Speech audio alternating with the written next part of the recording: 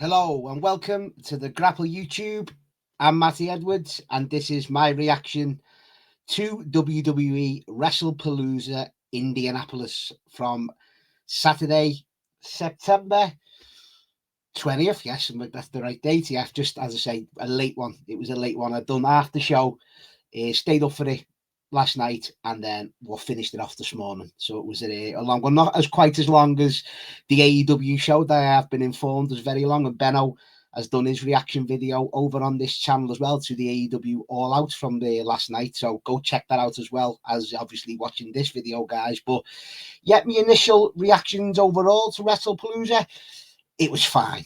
I mean, I'd done on my prediction shows expecting a bit more story to come out of it, expecting a bit more shenanigans, and in a way, it's a tough one. Once again, I'm still torn. You got like mainly clean finishes on this show, but I was wanting the story and what's next to come out of it, and I feel like we didn't get enough of that. I know we had stuff in the post show with Cody and Seth Rollins, which we'll get into quickly, heading up to Crown Jewels the next PLE. But yeah, it was a safe, fair show, I'd say, on ESPN. You know, and we'll break it down very quickly on this video. But I'd say it opened well. The cold open, obviously WWE well known for the video packages, and I think this was one of the best of all time.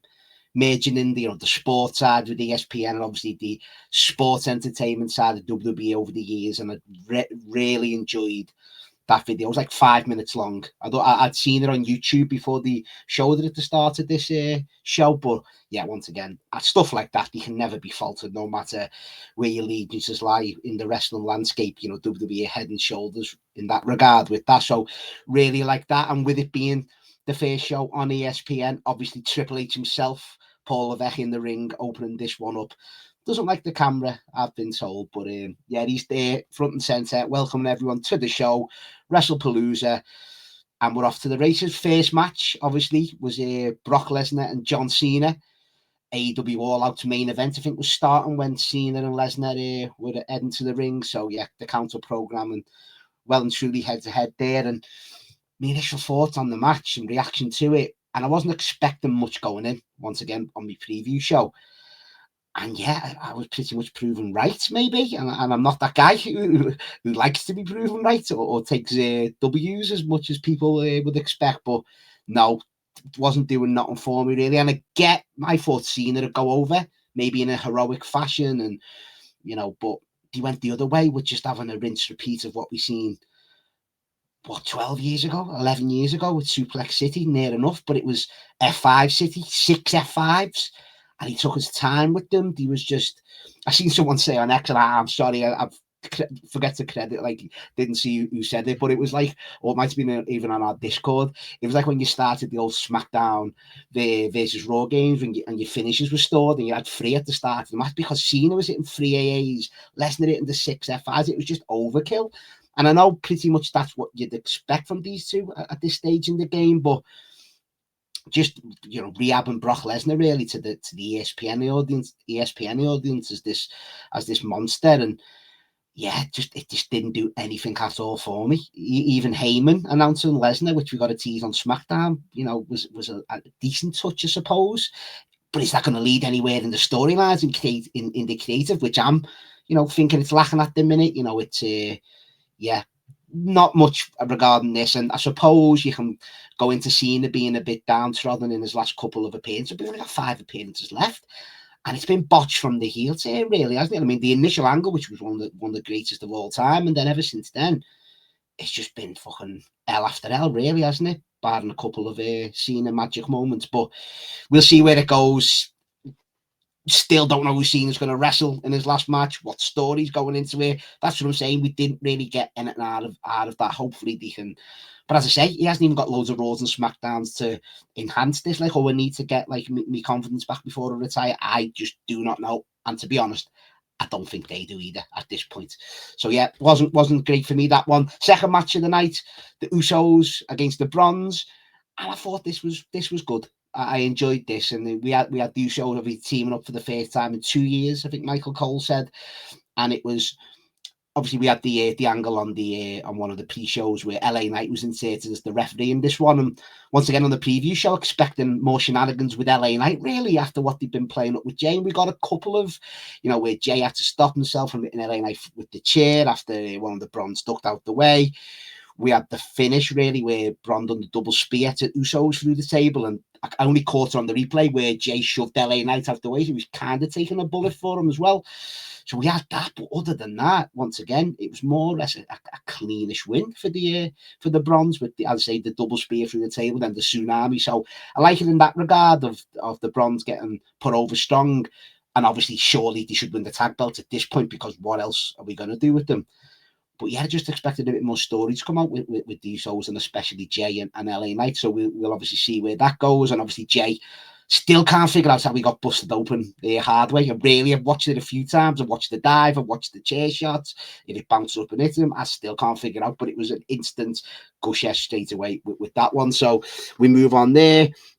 Next up, we had Stephanie Vaquer versus Io Sky for the vacant women's championship. This was good. If I must say so myself, though, expected a little bit more out of it. I mean, it was good. But I think they've got another gear that they can go to with these, and maybe, hopefully, they're saving it maybe for WrestleMania. Who knows? But I think it was very good, but they can still go that extra level.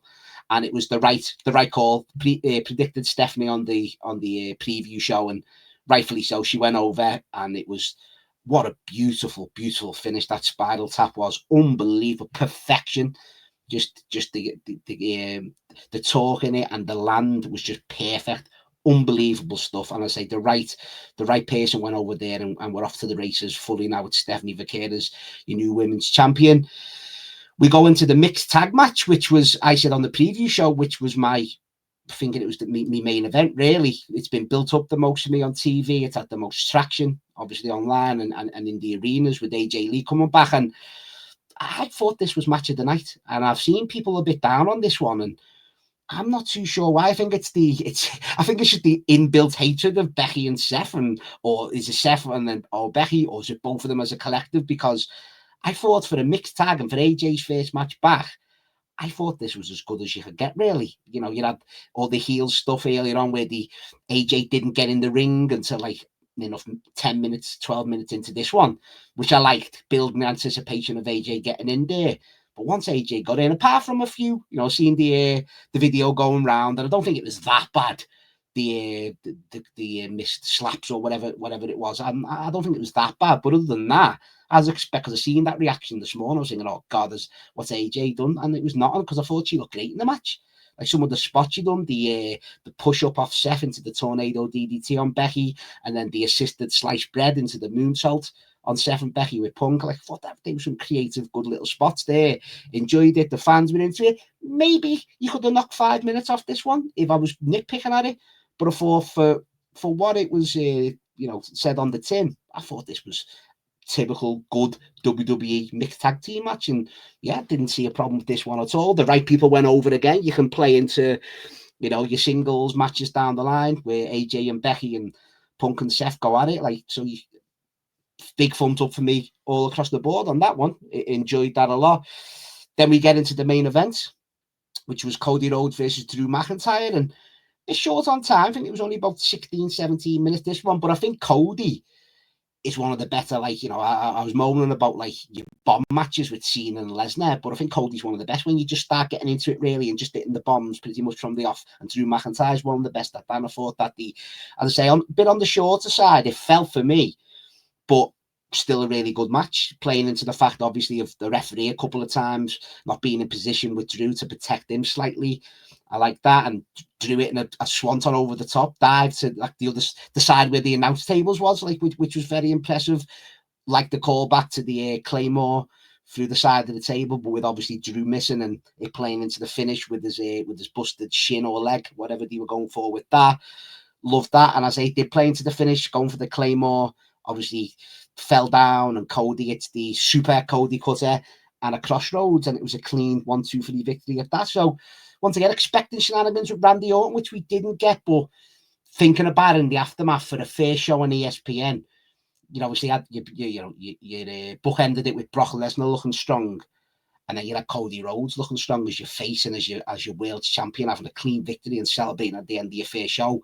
Obviously, like pointing out who the guys are you're really going with going forward. So, got to give that main event a thumbs up as well. You know, not amazing by any stretch, but a good one, a good match in there. So overall, I'd say slightly thumbs up for me. Expecting a bit more. It was fine. It was good. Thumbs up though. You know, only the one negative, which was the opening match. Really, I was a bit. I'm just a bit mystified. Even though should it be really? I don't know. As I say, it's just all up in the air for me at the minute. I think they're going show to show, which is very unusual for Triple H. He usually has it planned out. He's usually snail pace booking, but he's usually got it all figured out. And I think he's literally going month to month here. And yeah, it's unlike him. So hopefully, is it going to change in the next month? We've got Crown Jewel coming up into Survivor Series. There's a Saturday night's main event in between there. Then the Cena's last show in December. Yeah, maybe we're going to get a bit more of this going down the line in the last few months of the year. And obviously, we all get our hopes up come Rumble season. So, yeah, and also we had the announcement of Stephanie McMahon going into the Hall of Fame as well. Undertaker obviously coming out and doing that induction. And yeah, people, it's a mixed one for me, because if we're looking at it strictly from a character and does she deserve to go in the Hall of Fame? Of course she does. You know, she's one of the most recognizable characters in WWE history, whether you like it or not, she is. But the real side of it, the political side of me, thinking we had Triple H getting in there last year, testing the waters, mentioning Vince McMahon, and obviously Stephanie McMahon's not going to not mention her dad in the Hall of Fame speech come April. So is this all testing grounds? And Brock Lesnar coming back for the eventual return, or obviously mentions of Vince McMahon? We will see about that one too. So as I say, overall, thumbs up, fine, it's a good show, but still expected a bit more, with a bit more of the shenanigans, bit more of the story. That's me. That's what I'll always want from my PLEs and WWE and wrestling in general. So yeah, we will see where we're going forward. As I say, hopefully I haven't overstayed me welcome with this reaction video. There'll be more of these coming for every WWE show. Benno's doing his work with these videos on this channel for the AEW side of things too. So as I'm sure he's saying, any comments, any feedback, whether you agree, disagree, please leave it, and we will appreciate everything that we get. Like and subscribe. Obviously help the channel grow and help Grapple YouTube grow as much as we can going forward. So yeah, until the next one, guys, hope everyone had a good time watching it. Leave your feedback, and I will catch you again down the road on the next one. Goodbye.